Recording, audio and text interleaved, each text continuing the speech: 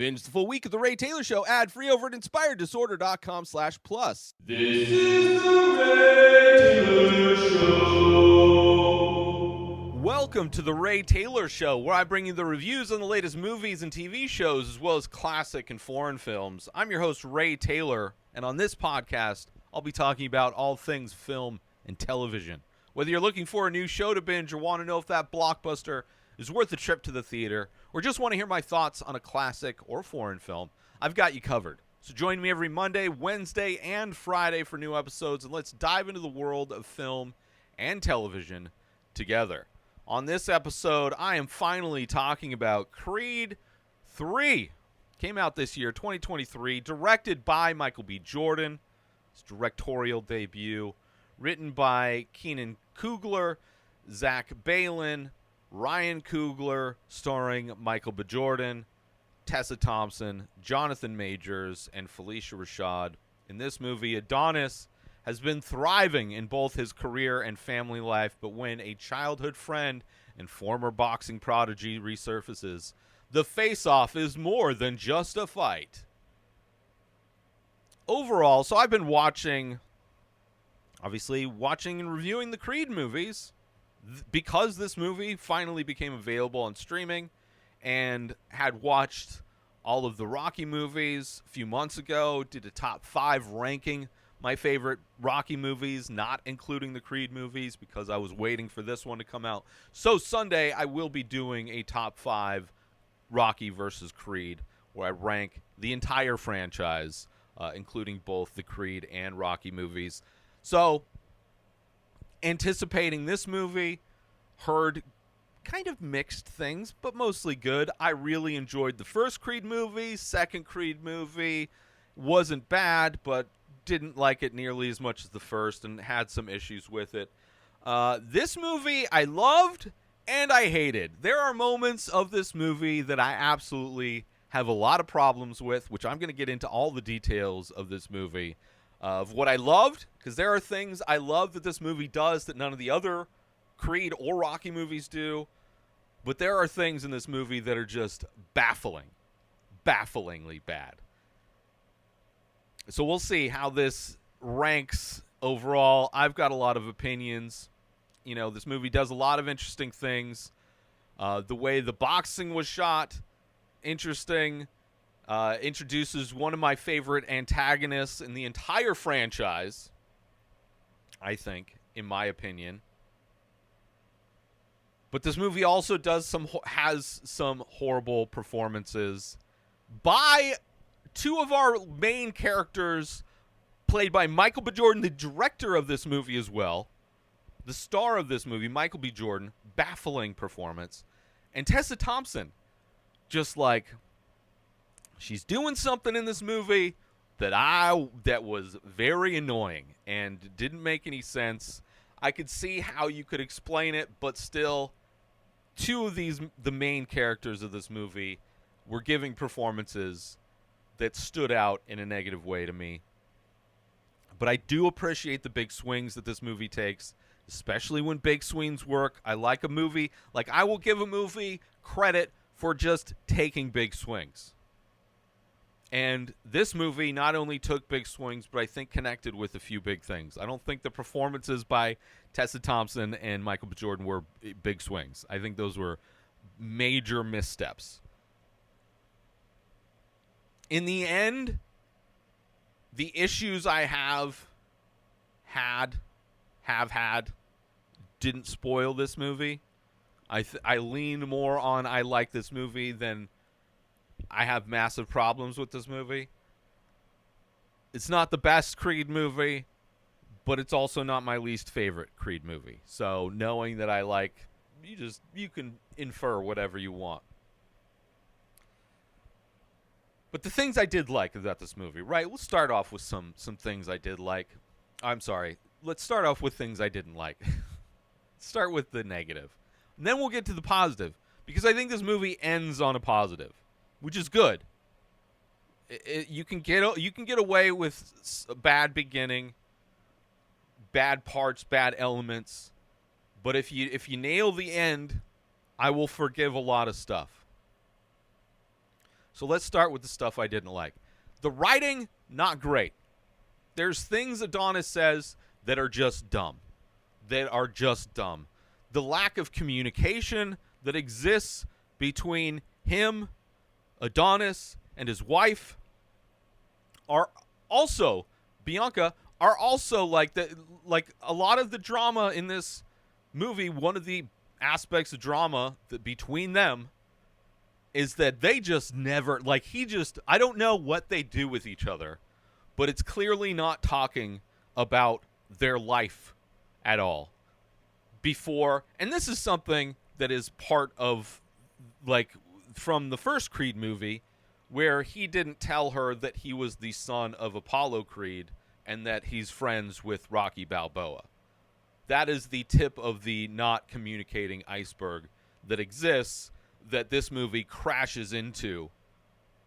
And it didn't need to happen. Like, this movie wanted drama between the two of them, but the way they did it was just like, it basically, the reason the drama exists because they just don't talk to each other. Whether she's never asked about his early life or just he never talks about it, I don't know what kind of communication this family, who seems to be a solid family, the fact that they don't communicate about stuff is just baffling to me. There is a trend in this movie where everybody, like, it's this thing that I don't like when movies do. And I recently watched Batman vs. Superman, another movie that does the same thing, where the movie's trying to gaslight you into believing something that just is ridiculous. Like, the only reason I have to believe in this thing is because every character says a thing. There's also another movie that does a very similar thing. In this movie, the thing is trying to gaslight me into believing is that Michael B. Jordan is really old. There are many characters throughout this runtime that say, but you're so old, Adonis. And then the other guy is even older. So it's always comparing how old he is and then how much older that guy is, which is ridiculous, especially in a franchise where Rocky Balboa exists, where he goes as an actual old man, fights in the prime boxer. Very ridiculous. Would completely agree with everybody in that movie saying that Rocky is old. But that's how people are treating Adonis in this movie, which it was annoying to listen to people do that. There's a movie, I forget which, it's like an older movie, but it's a similar thing where throughout the entire movie they're trying to say that a woman is overweight. I think the Bridget Jones movies does this as well, but there's another movie. And it's like she looks perfectly normal, average, not even chubby. But, like, characters are constantly, and the character themselves is constantly saying, oh, I'm overweight. It's just like, what are you talking about? The Batman versus Superman thing is they want you to hate Superman. Superman's supposed to be a bad guy, and that's why Batman wants to kill him. But it's like, because I don't go along with that premise, because that idea is stupid, only because they're saying it, it doesn't work. And same thing with this. It is a running thing where Adonis is this old guy. Never looks like, the dude is in amazing shape. I think towards the end, he gets kind of scraggly, got a little beard. He actually kind of looks a little bit older, but still doesn't look very old. Not enough for everybody to be calling him old. Also, the heavyweight division in boxing is historically the division where old boxers go. It's just like, I don't know. It's just like, part of it is like, do these people ever watch combat sports? 'Cause there's other examples of, like, I don't know if they have. But the idea that they keep calling him old is just ridiculous.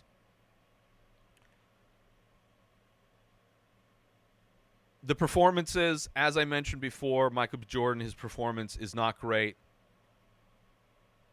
In every scene, it just feels off. Like, I don't know what it was hard for me to put my finger on it. Some of it is the script and what he is saying. but it's just his performance feels off in like everything. And I don't know if it's because, which I never felt in anything I've ever seen him do. Maybe it's because he's also directing. Maybe he's not good at getting the right performances out of himself as a director. But not a big fan. Just like, it's just a weird thing. Tessa Thompson, she is leaning into this breathy, sultry voice thing that is just grating by the end. Every line she says in this whispery, breathy way, and it's just like, what are you doing?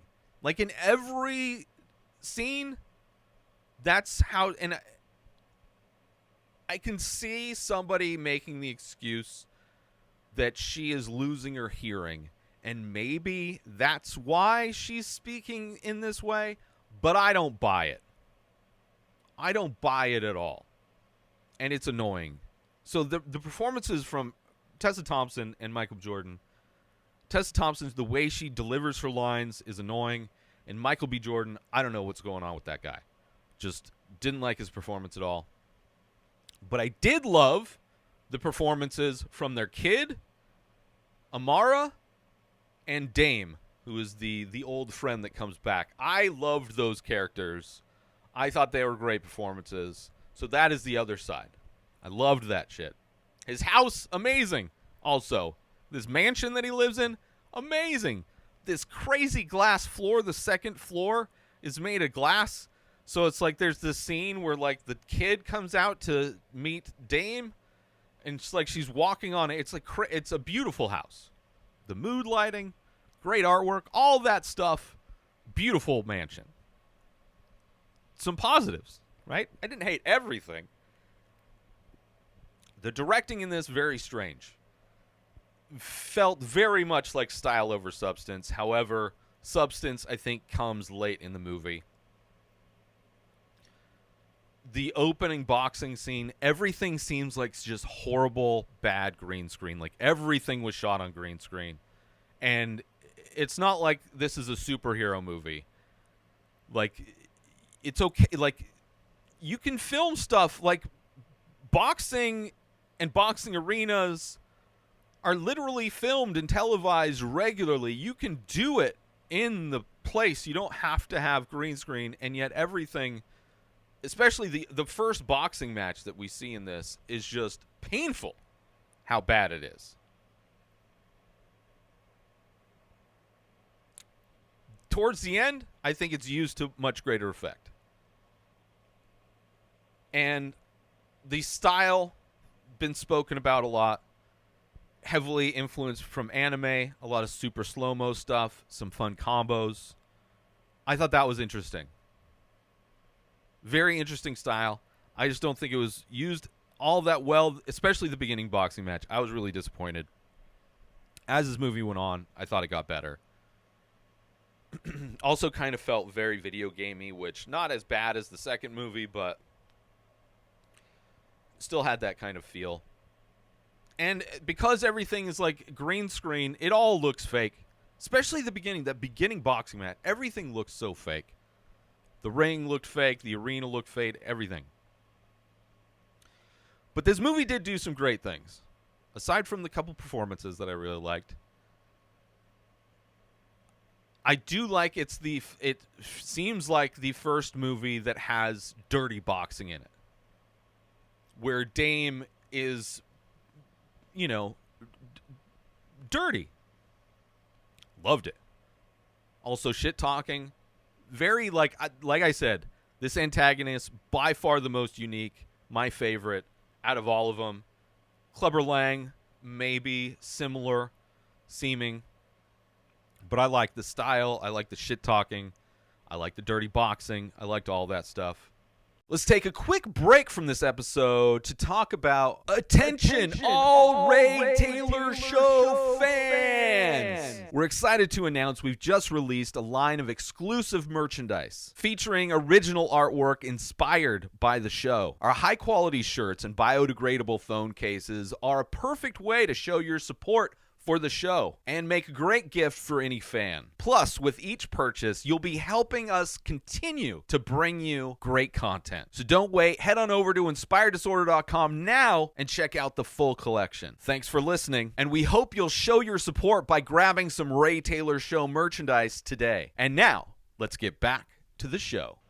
But this movie is trying to pack a lot into it, similar to Creed 2. In this movie, his daughter is older. Obviously, she's born without hearing, so sign language is a big part of this, which is an element that I really loved in the second. I thought it was used in very interesting ways in the second film, and I think even more so in this movie. And I do like that it seems like they're setting the daughter character up to potentially kind of take over this franchise, be the focus of this franchise in the future. But I do want to get into specifics. Specifics that I didn't like, specifics that I did like. So let's get into spoilers. Starting off with stuff that I didn't like. Didn't work, hated it. So when he's a kid, Adonis, right, it starts with a flashback to when he was a kid, sneaking out of, right, this is after he'd been adopted by Felicia Rashad's character. He's sneaking out to corner his friend being Damian, who's this prodigy, and Adonis is going to corner him at a fight. And then after the fight, he wins, and they go to get stuff at the liquor store or whatever, convenience store, and there's this old dude that Adonis runs into and then just kicks his ass, seemingly at that moment for no reason. Throughout the film, we find out why, but when it happens, it really just seems like he beat up a random dude. Almost maybe just to prove that he could beat up a grown-ass man when he's a kid. But it does get fleshed out later what he did, but it's like the way that whole aspect of this element of like that was the inciting event that led Dame to be arrested and to go to prison, and why he feels like he was abandoned by Adonis. But the way that whole thing is told, and like kind of we get little bit more throughout this movie. I just don't like the way that aspect of the story was told. There's this with the flashback, and then even in the first fight, there's this term checkmate that Dame used in his fight in the flashback, and that Adonis uses in the first fight. And it seems like this movie is setting up for that term to be used a lot. And it wasn't. It was just kind of like a one and done thing. But it's like it's just so weird tying those things together. And I'm almost glad they didn't use it, because it's like it wasn't set up in any other fight. It's not like it's some catchphrase that Adonis uses that we are finally seeing the origins for. But it's just a term that he uses in the first fight, and then it's like I don't know. It's like an aspect of this movie's writing that just it seems useless. They didn't even need to have it at all. Now Adonis has his fancy gym, and he's talking to the coach and this championship level boxer, giving him almost like day one advice. Like, this movie is trying really hard to make Adonis seem like the old wise boxer. But when he talks to the coach, and when he talks to this other championship level boxer, he's giving him like generic day one boxing words of advice.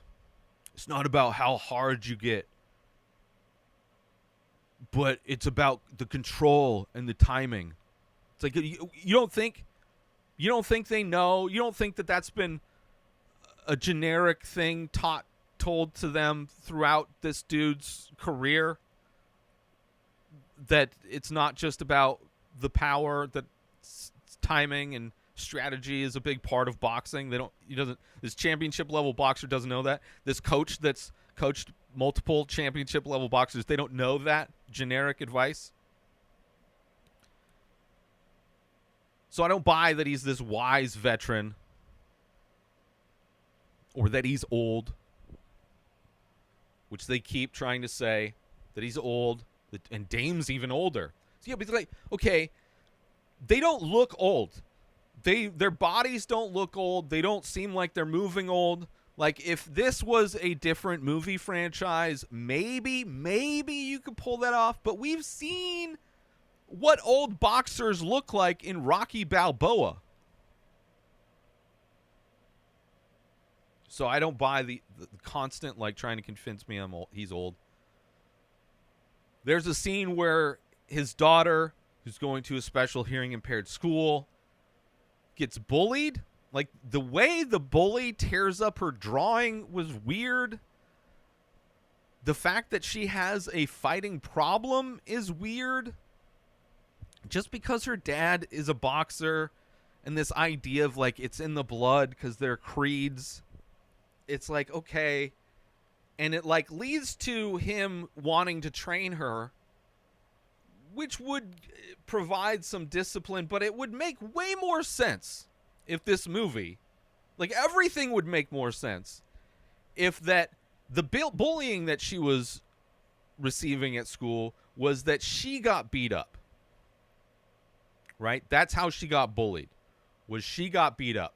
So then him training her how to box would make sense to defend herself and to also provide control, to know that she doesn't need to do it. But I don't know. Just like the whole thing, it's supposed to lead to her learning how to box. The scenes with Adonis training her, like showing her proper technique, which I also think is kind of funny considering he's a guy that, like, was self-taught and then had to learn technique later in his career, is all this technique guy now. But I enjoy that. I enjoy the father-daughter connection, bonding over training. I enjoy that. How they get there doesn't make sense.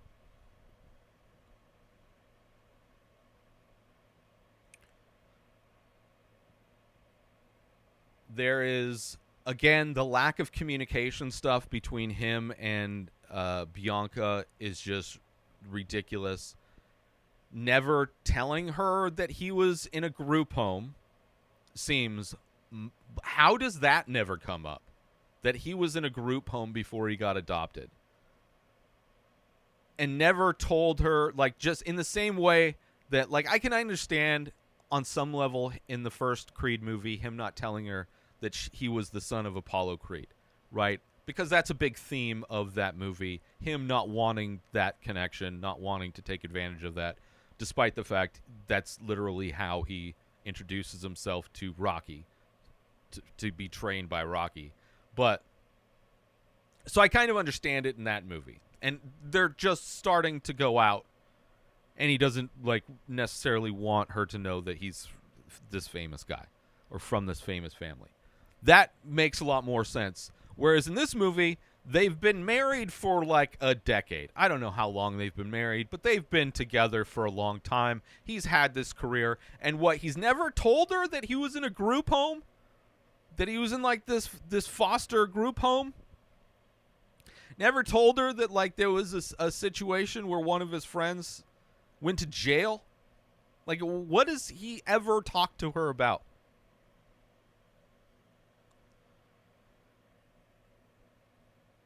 Then you have Dame, who wants a shot at the belt.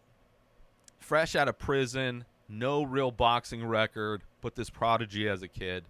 Wants a shot at the belt, trying to use his connection with Adonis to get this. And I'm like, that's ridiculous. That would never happen. But the way they set up that fight, kind of, they make it make more sense. Because it's kind of a last-minute fight. It's supposed to be between Drago and the champion, but Drago got injured at an event, which we find out some fuckery happened. So it makes sense last minute. They don't want the they have this event going down. That happens a lot. There's combat sports, crazy people get injured all the time. So it pretty regularly people will get opportunities that don't necessarily deserve them for the belt way earlier just because they need to fill a slot. So that kind of makes sense that that's how they go about it in this movie. But you have this fight with Dame versus the champ where we see he's a dirty fighter, which I love that. But the crowd noise is so quiet, Dame can actually hear Adonis on the sidelines cheering on the champion, which the champion is the guy he was giving it the generic advice to. So, like, it makes sense that he would be cheering on the guy that's from his gym, right? It's kind of his legacy. He's from my gym. He's got this thing. And as far as his connection to Dame, it's like they haven't known each other forever. Like, I don't know. Like, that's fine. But the fact that he can hear him is mind-blowing. Like, this is not golf. This is combat sports. You have an arena full of people, championship fight, and he can just hear Adonis cheering on this other guy. The conversations in the corner, very calm, very mannered, which is ridiculous. Like, literally whispering in the corners. I don't know if Michael B. Jordan's ever seen, I can't imagine that he hasn't seen actual combat sports. Aside from very rare moments of specific coaches that speak to their fighters in a calm manner, generally corner talk conversations, pep talks in the corner, are pretty big, emotional, loud, demanding moments, not moments where people are whispering to each other. Because the ability to hear somebody whispering in a giant arena with people cheering is absurd. Also, the KO in that fight didn't look the greatest, which this movie's been able to show pretty interesting KOs. Let's take a quick break from this episode because I want to promote. Are you looking for a way to take your love of The Ray Taylor Show to the next level? Look no further than Inspired Disorder Plus. As a member, you'll get access to a whole host of amazing perks, including the full week of shows, ad-free in both audio and video versions, a live painting archive, early access to the many faces, members-only discounts and deals, a podcast back catalog with over 600 episodes. But that's not all. As a member, you'll get access to my personal blog as well as my creative writing. You'll also get the chance to ask me anything you want. With all of these benefits and more, Inspired Disorder Plus is a must-have for any fan of The Ray Taylor Show. So don't wait. Go sign up now. Head on over to inspireddisorder.com/plus and start enjoying all of the amazing perks of the membership. And now, let's get back to the show. And then everybody's mad at Adonis, which doesn't make any sense. The champ's family is mad. It's like they took the fight. He was cheering on and coaching their son, the champion. He, aside from offering to fill Drago's, whatever his name's, slot for getting injured, like, it's not like he was training Dame or cheering or cornering. They were acting as if he cornered him against. It's just ridiculous. Like, your dude lost. Your dude took the fight and lost. And they're blaming Adonis as if he told Dame to cheat. But it's what they need, because this movie, Adonis has to lose everything. And that's part of the miscommunication drama, is part of what he's losing. Which, the way they set up in this movie, Adonis losing everything for him to have the big comeback, I don't buy that he lost everything.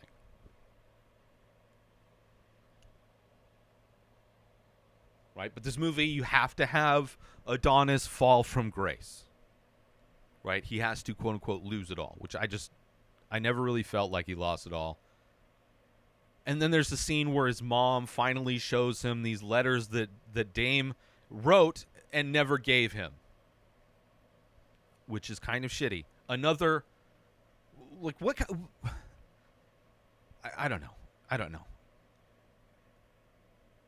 And of course, he gets angry at her because she kept these letters from him. And because they mentioned that she had already had a stroke, that's gonna be, like, they mentioned it. This is a movie where he needs to feel like he lost everything. So, of course, it's just a matter of time before she, bites the dust.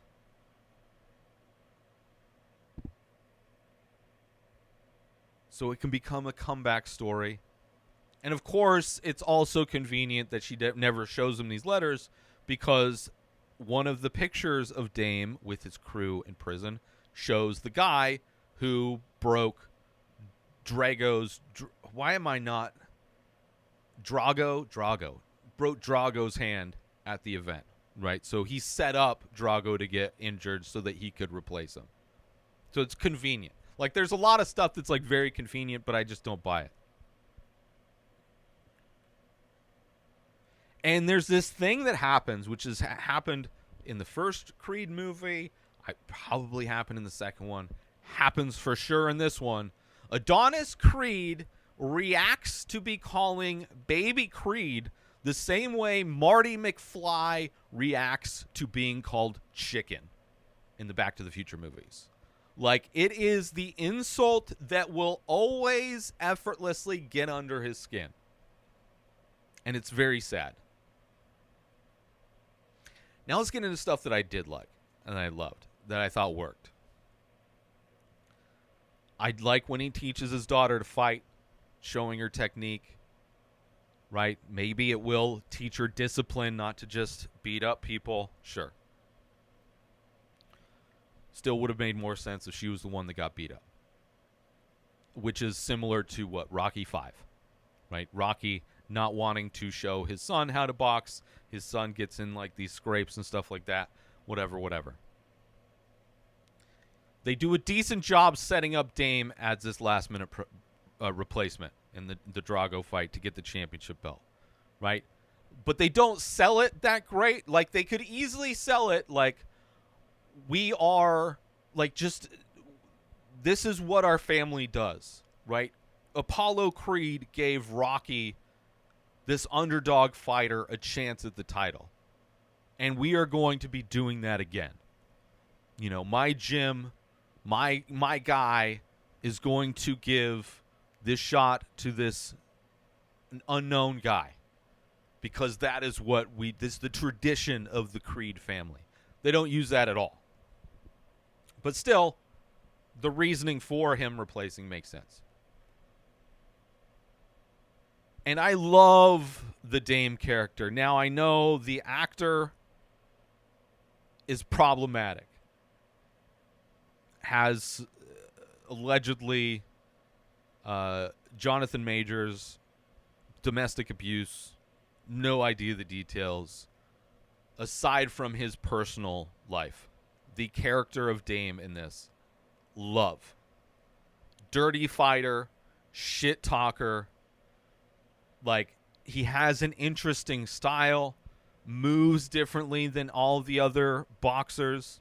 Like, so unique compared to everybody else. Very much stands out. Actually seems like the dude studied fighters on some level. Him punching the shoulder, right? Knowing that he already tweaked it during sparring. Smart. Showing that he's the dirty fighter. Throwing punches to the leg in the clinch. He could also just have cranked on that arm too, which is something, fighters do. John Jones loves to do that in MMA. Loves to, when he gets them in the clinch up against the cage, he likes to get get that overhook on somebody's arm and just crank it down, messing with their shoulder. Him following through on his punches to land the elbow. I loved all that stuff. We haven't seen that. We haven't seen a dirty boxer. So interesting. Also a great shit talker. That should have been what Adonis, that was like his move, because he comes from, his background is scrappy, teaching himself, which shit talking is a massive technique to get under somebody's skin. But he's the guy that gets people get under his skin. So I love that Dame, great shit talker, also great at selling fights. When he calls into the talk show Apollo's on, or Adonis is on to talk shit. Loved that. Loved it.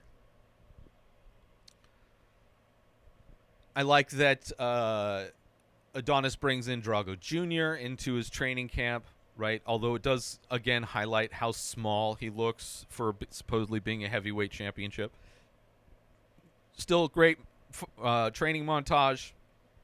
You get the moment where Adonis breaks, finally, and he turns a corner, right, to get ready for this fight.